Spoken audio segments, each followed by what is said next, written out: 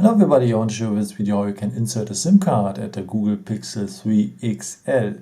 So down the phone, next to the USB port, you will find the SIM tray, and with a pin, which one looks similar to this one, you can enter the small hole in here. Otherwise, you could use also a paper clip. Again, with the edge of the pin or the paper clip, you enter the small hole in here, press a bit, and the SIM tray will come out. Okay, then you have to enter the SIM card like this. So missing corner on missing corner. And the contacts are above. And these constructions, and this construction you put back into the phone like this. And it's done.